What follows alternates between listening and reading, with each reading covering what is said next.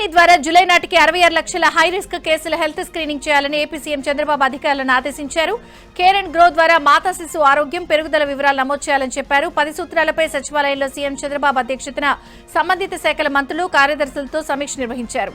Farmer, agritech, logistics, విద్యుత్ సంస్కరణలు వంటి అంశాలపై సీఎం చంద్రబాబు చర్చించారు. వేసవిలో నీటి ఎద్దడి రాకుండా ముందస్తు చర్యలు తీసుకోవాలన్నారు. హాస్టల్ విద్యార్థులకు ఆరోగ్య సమస్యలు వస్తే కలెక్టర్లు, మంత్రులదే బాధ్యత అని సీఎం చంద్రబాబు వివరించారు. త్వరలో పాపులేషన్ మేనేజ్మెంట్ పాలసీ తీసుకొస్తామన్నారు. విద్యార్థులపై ఒత్తిడి తగ్గించేలా చర్యలు తీసుకోవాలని సీఎం దిశానిర్దేశం చేశారు.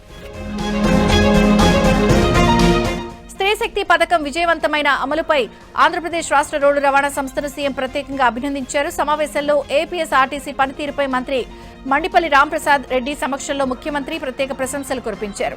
స్త్రీశక్తి పథకం ద్వారా ఇప్పటివరకు 4 కోట్ల మంది మహిళా ప్రయాణికులకు ఉచిత బస్సు ప్రయాణ సేవలను ఏపీఎస్ఆర్టీసీ విజయవంతంగా అందించిందని తెలిపారు. మహిళల సంక్షేమం కోసం ప్రభుత్వం పూర్తిగా కట్టుబడి ఉందని స్పష్టం చేశారు. క్షేత్రస్థాయిలో అధికారులు ఉదాసీనంగా వ్యవహరించవద్దని AP deputy CM Pawan Kalyan అన్నారు. క్షేత్రస్థాయి నుంచి పై స్థాయి అధికారి వరకు ఎవరికి వారు సక్రమంగా బాధ్యతలు నిర్వర్తించాల్సిందేనని చెప్పారు. సచివాలయంలో సీఎం చంద్రబాబు అధ్యక్షతన జరిగిన సమావేశంలో పవన్ పాల్గొన్నారు. తాము 4 గోడల మధ్య కూర్చునే వ్యక్తులం కాదని పవన్ అన్నారు. అంత అద్భుతంగా ఉందని చెప్తున్నా కొన్ని చోట్ల గ్యాప్స్ ఉన్నాయని వ్యాఖ్యానించారు. అనుకున్న లక్ష్యాలను నిర్దేశించుకున్న సమయానికి పూర్తి చేయాలని తేల్చి చెప్పారు. ఏపీ సీఎం చంద్రబాబు ఢిల్లీకి బయలుదేరారు. మంగళవారం అమిత్ షా, నిర్మలా సీతారామన్, సిఆర్ పాటిల్ సహా శివరాజ్ సింగ్ చౌహాన్, అశ్విని వైష్ణవులతో చంద్రబాబు భేటీ కానున్నారు. ఏపీకి చెందిన పలు ప్రాజెక్టులు, పథకాలు సహా రాష్ట్రానికి నిధుల కేటాయింపుపై కేంద్ర మంత్రులతో చర్చించనున్నారు. అనంతరం మంగళవారం సాయంత్రం అమరావతికి చంద్రబాబు తిరిగి రానున్నారు. వైసీపీ నేత అంబటి రాంబాబుకు మరో కేసులో గుంటూరు కోర్టు రిమాండ్ విధించింది. పట్టాపురం కేసులో 14 రోజుల రిమాండ్ విధించింది. ఇటీవల సీఎం చంద్రబాబుపై అంబటి రాంబాబు చేసిన వ్యాఖ్యల కేసులో రాజమండ్రి జైల్లో రిమాండ్ ఖైదీగా ఉన్నారు. ప్రస్తుతం పట్టాపురం స్టేషన్ కేసులో ఈ నెల 22 వరకు రిమాండ్, గుంటూరు కోర్టు రిమాండ్ విధించింది. దీంతో అంబటి రాంబాబును రాజమండ్రి జైలుకు తరలించారు. ఏపీ మద్యం కుంభకోణం నిందితుడు రాజకేశిరెడ్డికి సుప్రీంకోర్టులో ఊరట దక్కలేదు. విచారణ సందర్భంగా రాజకేశిరెడ్డిపై సుప్రీంకోర్టు ధర్మాసనం తీవ్ర వ్యాఖ్యలు చేసింది. ఈ కుంభకోణంలో కేశిరెడ్డి ఎన్ని కోట్లు అక్రమంగా సంపాదించారని ప్రధాన న్యాయమూర్తి సూర్యకాంత్ ప్రశ్నించారు. 750 కోట్ల రూపాయల కుంభకోణంలో 9 నెలలుగా జైల్లో ఉండటం పెద్ద సమయమేమీ కాదని కూడా జస్టిస్ సూర్యకాంత్ వ్యాఖ్యానించారు. రాజకేశిరెడ్డికి రెగ్యులర్ బెయిల్ ఇవ్వలేమని తెలిపింది. విచారణ వచ్చే గురువారానికి వాయిదా వేసింది. తెలంగాణలో మున్సిపల్ ఎన్నికల ప్రచారానికి తెరపడింది. మైకులు మూకబోయాయి. మున్సిపాలిటీ ఎన్నికలకు ప్రతిష్టాత్మకంగా తీసుకున్న ప్రధాన రాజకీయ పార్టీలు ప్రచారాన్ని హోరెత్తించాయి. 7 కార్పొరేషన్లు, 116 మున్సిపాలిటీల్లో ఈ నెల 11 పోలింగ్ జరగనుంది. 13 ఓట్ల లెక్కింపు ఉంటుంది. తెలంగాణ మున్సిపల్ ఎన్నికల్లో త్రిముఖపోరు నెలకొందని సీఎం రేవంత్ రెడ్డి అన్నారు. భవిష్యత్తును ఆలోచించుకుని ఓటు వేయాలని ప్రజలను కోరారు. 12 ఏళ్లుగా కేంద్రంలో ఉన్న బీజేపీ తెలంగాణకు ఏమైనా ప్రాజెక్టులు మంజూరు చేసిందా అని ప్రశ్నించారు. తెలంగాణకు బీజేపీ ఏం చేసిందో చెప్పాలని రేవంత్ రెడ్డి ప్రశ్నించారు. పాలమూరు రంగారెడ్డిని జాతీయ ప్రాజెక్టుగా చేస్తామని మోదీ హామీ ఇచ్చారు. వాటి గురించి చెప్పట్లేదు కానీ మోదీని చూసి ఓటేయాలని బీజేపీ నేతలు అడుగుతున్నారు. వరదల్లో నీట మునిగిన వస్తువులన్నీ కేంద్రం నుంచి నిధులు తెచ్చి తిరిగిస్తామని గత జీహెచ్ఎంసీ ఎన్నికల్లో బండి సంజయ్ హామీ ఇచ్చారు. ఆ హామీని నమ్మి ఆ పార్టీకి చెందిన 50 మందిని కార్పొరేటర్లుగా గెలిపించారు. ఎన్నికలయ్యాక అడిగితే వస్తువులకు బీమా ఉంటుందని బండి సంజయ్ మాట మార్చారు. కేంద్ర మంత్రి బండి సంజయ్ 100 కోట్ల డీల్ కామెంట్స్ పై మంత్రి పొన్నం ప్రభాకర్ కౌంటర్ ఇచ్చారు. 100 కోట్ల డీల్ అంటూ అడ్డగోలు ఆరోపణలు చేయొద్దన్నారు. కేంద్రంలో అధికారంలో ఉన్నారు కదా, ఆధారాలుంటే బయట పెట్టాలన్నారు. బీఆర్ఎస్ బీజేపీ రహస్య ఒప్పందం నిజం కాదా అని ప్రశ్నించారు. ఎంఐఎంతో తాము ఎందుకు పెట్టుకుంటామన్నారు. బీఆర్ఎస్ కాంగ్రెస్ నేతల మధ్య మాటల తూటాలు పేలుతున్నాయి. కేసీఆర్ పై ఇష్టం వచ్చినట్టు మాట్లాడుతూ ఊరుకోబోమన్న కేటీఆర్ వ్యాఖ్యలకు అదే రేంజ్ లో ఎమ్మెల్సీ అద్దంకి దయాకర్ కౌంటర్ ఇచ్చారు. తెలంగాణ ఉద్యమంలో నువ్వెక్కడున్నావంటూ కేటీఆర్ ను అద్దంకి నిలదీశారు. తెలంగాణ ఉద్యమంలో కేసీఆర్ ను వెనక్కి లాగిందే కేటీఆర్ అని అద్దంకి దయాకర్ ఆరోపించారు. కేటీఆర్ ఇష్టం వచ్చినట్టు మాట్లాడుతున్నారని కాంగ్రెస్ ఎమ్మెల్యే నాయన్ రాజేందర్ రెడ్డి ఆగ్రహం వ్యక్తం చేశారు. తెలంగాణను ఆంధ్ర నేతలు 10% దోచుకుంటే బీఆర్ఎస్ నాయకులు 90% దోచుకున్నారని ఆరోపించారు. 100 కోట్లతో బీఆర్ఎస్ కార్యాలయాలు నిర్మించుకున్నారన్నారు. కాంగ్రెస్ ప్రభుత్వం హామీల అమల్లో విఫలమైందని, కేవలం కేంద్ర నిధులతోనే తెలంగాణలో మున్సిపాలిటీలు, పంచాయతీలు అభివృద్ధి చెందుతున్నాయని కేంద్ర మంత్రి కిషన్ రెడ్డి తెలిపారు. మున్సిపల్ ఎన్నికల్లో ప్రధాన పోటీ బీజేపీ, కాంగ్రెస్ మధ్య ఉంటుందని అన్నారు. సీఎం రేవంత్ రేవంత్ రెడ్డిపై బీజేపీ ఎంపీ డీకే అరుణ ఆగ్రహం వ్యక్తం చేశారు. తెలంగాణ ఖజానాలో చిల్లి గవ్వలేదని చూపిన కాంగ్రెస్ ప్రభుత్వం ప్రజలను మరోసారి మోసం చేసేందుకు సిద్ధమవుతోందని విమర్శించారు. ఈ సందర్భంగా మహబూబ్ నగర్ జిల్లాలో పట్టణాలకు సంబంధించి బీజేపీ మేనిఫెస్టోను డీకే అరుణ వివరించారు. అవినీతి రహిత పారదర్శక పాలన అందించడమే బీజేపీ లక్ష్యమన్నారు. పట్టణాల్లో స్లమ్ ఏరియాలపై ప్రత్యేక దృష్టి పెట్టి డెవలప్ చేస్తామని డీకే అరుణ అన్నారు. తెలంగాణ సీఎం రేవంత్ రెడ్డిపై ఎమ్మెల్యే రాజాసింగ్ సెటైర్లు వేశారు. అసదుద్దీన్, అక్బరుద్దీన్లకు సీఎం రేవంత్ రెడ్డి సరెండర్ అయ్యారని ఎమ్మెల్యే రాజాసింగ్ ఆరోపించారు.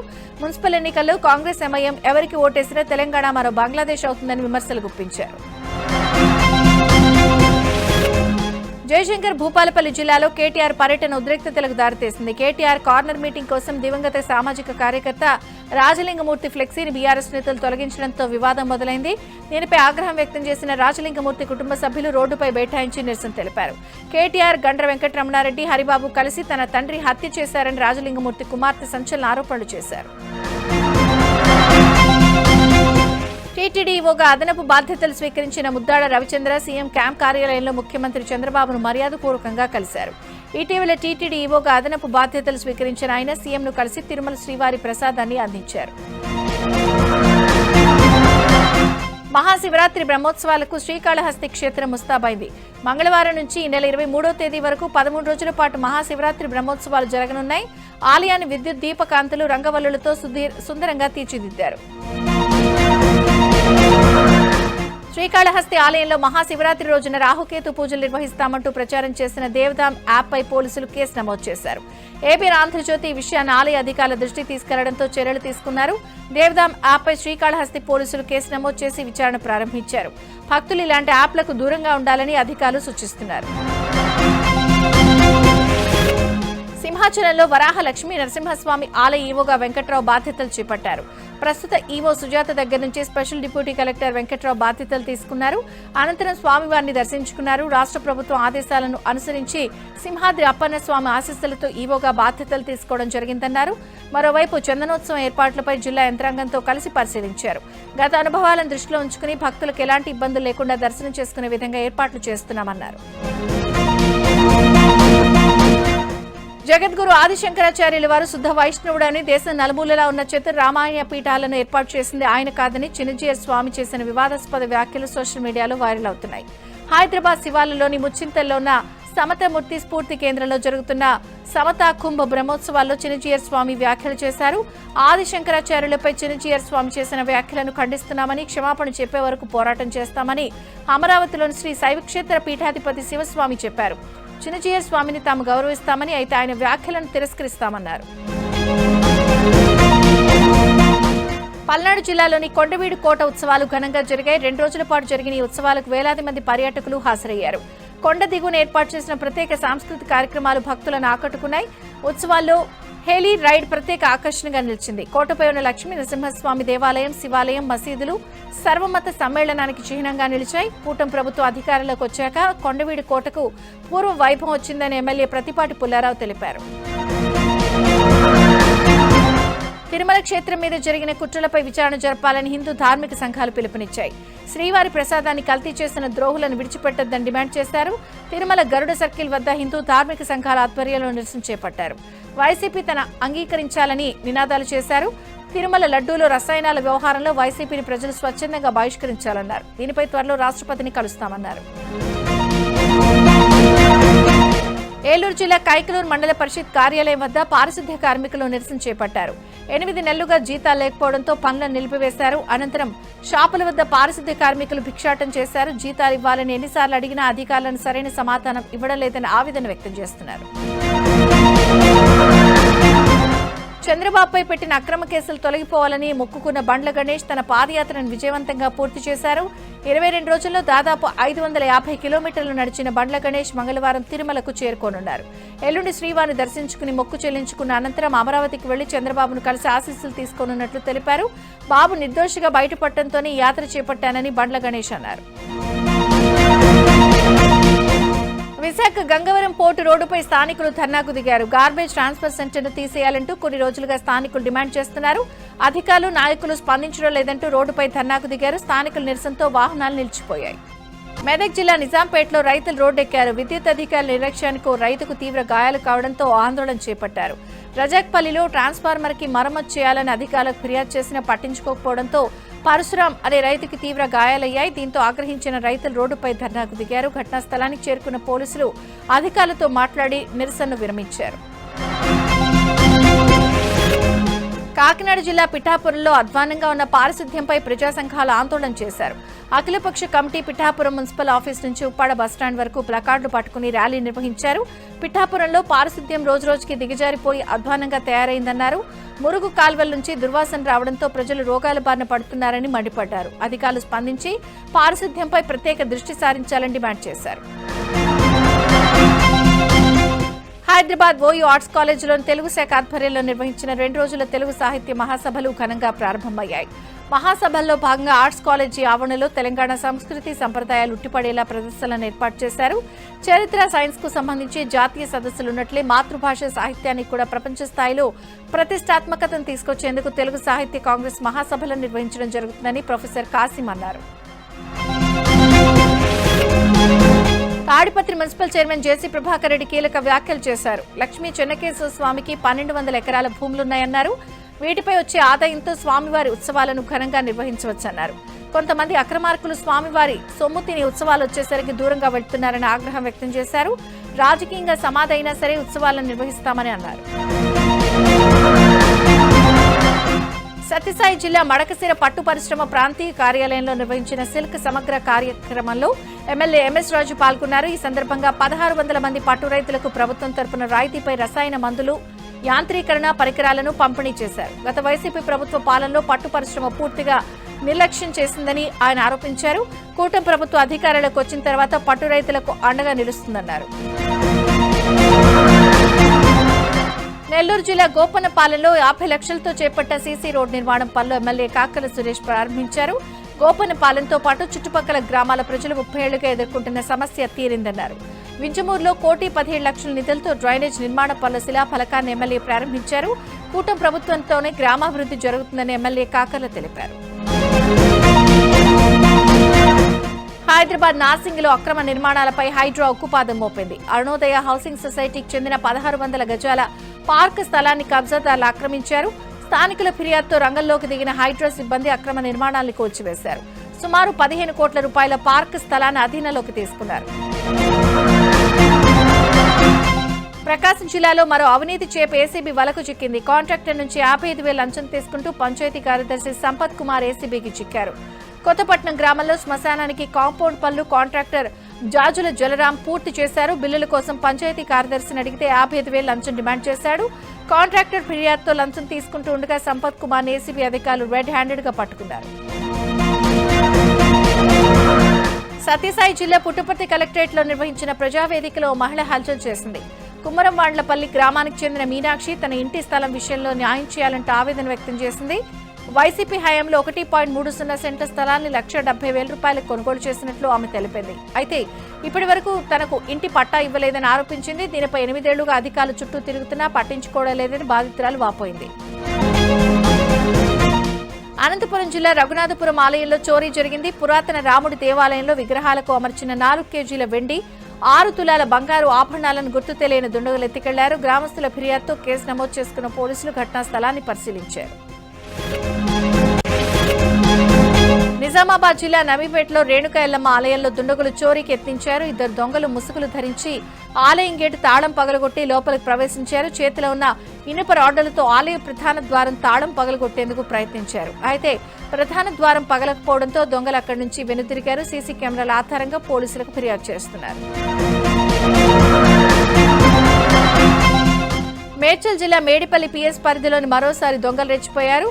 ప్రతాప సింగారంలోని షట్టర్ తాళాలు పగలగొట్టి ఎలక్ట్రికల్ షాప్ లో గుర్తు తెలియని దొంగలు చోరీ చేసి అందిన కాడికి దోచుకుపోయారు. 60,000 నగదు, మొబైల్ ట్యాబ్ తో పాటు విలువైన సామాగ్రిని ఎత్తికెళ్లారు. షాప్ యజమాని ప్రకాష్ ఫిర్యాదుతో మేడిపల్లి పోలీసులు కేసు నమోదు చేశారు. కామారెడ్డి జిల్లా బీబీపేటలోని పెద్దమ్మ తల్లి ఆలయంలో దొంగతనం జరిగింది. దర్శనం కోసం ఆలయం తలుపులు తెరిచి ఉంచగా గుర్తు తెలియని మహిళ వచ్చి అమ్మవారి మెడలోని పుస్తలెత్తికెళ్లినట్లు గుర్తించారు. సీసీ ఫుటేజ్ ఆధారంగా కేసు దర్యాప్తు చేస్తున్నారు. కొమరం భీం జిల్లాలో మావోయిస్టులు అలజడి రేగింది. తిరియాని మండలం పంగిడి దామారం అటవీ ప్రాంతాల్లో మావోయిస్టులున్నారన్న సమాచారంతో కూంబింగ్ నిర్వహించారు. దీంతో మావోయిస్టులు పారిపోయినట్టు తెలుస్తోంది. రంగంలోకి దిగిన గ్రేహౌండ్స్ బలగాలు వంట పాత్రలు ఇతర సామాగ్రి స్వాధీనం చేసుకున్నాయి. హైదరాబాద్ లో ఆన్లైన్ గేమింగ్ స్కామ్ పై దర్యాప్తు కొనసాగుతోంది. ఆన్లైన్ గేమింగ్ పేరుతో దాదాపు 5,000 కోట్ల స్కామ్ జరిగినట్టు, వీటిని డొల్ల కంపెనీలకు మళ్లించినట్టు గుర్తించారు. దుబాయ్ కేంద్రంగా ఆన్లైన్ గేమింగ్ స్కామ్ నడిచిందని దర్యాప్తులో తేలింది. జీఎస్టీ ఎగ్గొట్టేందుకు దొంగ ఖాతాలు సృష్టించారని, ఫిన్టెక్, రేసెస్ జీ, ET47 వెబ్సైట్ల ద్వారా అక్రమ దందా జరిగినట్లు పోలీసుల విచారణలో తేలింది. బ్యాంకింగ్ ఏపీఐలను దుర్వినియోగం చేసి ఆడిట్కు దొరకకుండా నిందితులు జాగ్రత్త పడ్డారు. ఈ కేసులో విగోఫిన్ డైరెక్టర్లు ప్రభు కుమార్, రాజశేఖర్ రెడ్డిని పోలీసులు విచారిస్తున్నారు. పార్లమెంటుపై దాడి, బెదిరింపులు కలకల రేపుతున్నాయి. ఢిల్లీని ఖలిస్తాన్గా మారుస్తామంటూ ఈమెయిల్స్ వచ్చినట్లు తెలుస్తోంది. ఈ క్రమంలోనే ఢిల్లీలోని పలు స్కూళ్లకు కూడా బెదిరింపులు వచ్చాయి. 9 స్కూళ్లకు బాంబు బెదిరింపులు రావడంతో పోలీసులు అప్రమత్తమయ్యారు. డాగ్, బాంబ్ స్క్వాడ్స్ రంగంలోకి దిగాయి. విద్యార్థులను ఇళ్లకు పంపించి తనిఖీలు చేపడుతున్నారు. బాంబు బెదిరింపులతో విద్యార్థులు, తల్లిదండ్రులు భయాందోళనకు లోనయ్యారు. ఉన్నావో నిందితుడు బీజేపీ మాజీ ఎమ్మెల్యే కుల్దీప్ సెంగార్కు సుప్రీంకోర్టు ఊరట దక్కలేదు. ఢిల్లీ హైకోర్టు బెయిల్ రద్దు చేయడంతో కుల్దీప్ సెంగార్ సుప్రీంకోర్టును ఆశ్రయించారు. తనకు బెయిల్ ఇవ్వాలంటూ దాఖలు చేసిన పిటిషన్పై విచారణ చేసిన సుప్రీంకోర్టు బెయిల్ ఇవ్వడం కుదరదని తేల్చి చెప్పింది. ఢిల్లీ హైకోర్టు ఇచ్చిన తీర్పులు తాము జోక్యం చేసుకోలేమని సుప్రీంకోర్టు ధర్మాసనం స్పష్టం చేసింది. అస్సాంలో రాజకీయం మరింత వేడెక్కుతోంది. సీఎం హిమంత విశ్వశర్మ చేసిన ఆరోపణలపై కాంగ్రెస్ ఎంపీ గౌరవ్ గొగోయ్ ధీటుగా కౌంటర్ ఇచ్చారు. తాను ఇంటికి ఇప్పటి వరకు రావల్పిండి వెళ్లలేదని, కేవలం తక్షశిల పర్యటనకు వెళ్లినట్లు స్పష్టం చేశారు. పాకిస్తాన్ వెళ్లినట్లు సీఎం ఆధారాలు చూపించాలని డిమాండ్ చేశారు. హిమంత విశ్వశర్మను న్యాయపరంగా ఎదుర్కొంటానంటూ గౌరవ్ గొగోయ్ నిప్పులు చెరిగారు. లోక్సభలో గందరగోళం కొనసాగింది. సభలో రాహుల్ గాంధీ ప్రసంగిస్తున్న సమయంలో బీజేపీ ఎంపీలు అడ్డుకున్నారు. రాహుల్ బడ్జెట్ పైనే మాట్లాడాలంటూ బీజేపీ ఎంపీలు నినాదాలు చేశారు. తీవ్ర గందరగోళం మధ్య సభను మంగళవారానికి వాయిదా వేస్తున్నట్లు స్పీకర్ ప్రకటించారు. ప్రతిపక్ష నేతకు మాట్లాడే అవకాశం ఇవ్వలేదంటూ కాంగ్రెస్ ఎంపీలు నిరసనకు దిగారు. ప్రధాని మోదీ పార్లమెంట్కు రావడానికి భయపడుతున్నారని లోక్సభలో ప్రతిపక్ష నేత రాహుల్ గాంధీ ఆరోపించారు. నరవణే పుస్తకం పబ్లిష్ అవ్వలేదని కేంద్రం చెప్తున్న మాటల్లో వాస్తవం లేదన్నారు. ప్రధాని మోదీని సభలో విపక్ష ఎంపీలు అడ్డుకున్నారంటూ అసంబద్ధమైన వాదన చేస్తున్నారని మండిపడ్డారు. మోదీ సభకొస్తే నరవణే పుస్తకాన్ని అందిస్తానని రాహుల్ మరోసారి స్పష్టం చేశారు. భారత్ పాక్ T20 మ్యాచ్ ఉత్కంఠ రేపుతోంది. అసలు మ్యాచ్ జరుగుతుందో లేదో అన్న సందిగ్ధత నెలకొంది. భారత్తో మ్యాచ్ ఆడబోమంటూ మొదట పాకిస్తాన్ ప్రకటించింది. అయితే భవిష్యత్తులో జరిగే పరిణామాలను దృష్టిలో ఉంచుకుని నిర్ణయం తీసుకోవాలంటూ పాకిస్తాన్కు ఐసీసీ విజ్ఞప్తి చేసింది. ఇటు పాకిస్తాన్ నిర్ణయాన్ని శ్రీలంక క్రికెట్ బోర్డు కూడా తప్పుపట్టింది. మరోవైపు వివాదాన్ని పరిష్కరించేందుకు ఐసీసీ సమావేశాన్ని ఏర్పాటు చేసింది. పాకిస్తాన్, బంగ్లాదేశ్ క్రికెట్ బోర్డులతో పాటు బీసీసీఐ ప్రతినిధులు భేటీకి హాజరయ్యారు. అయితే భేటీ తర్వాత పీసీబీ వెనక్కి తగ్గినట్టు తెలుస్తోంది.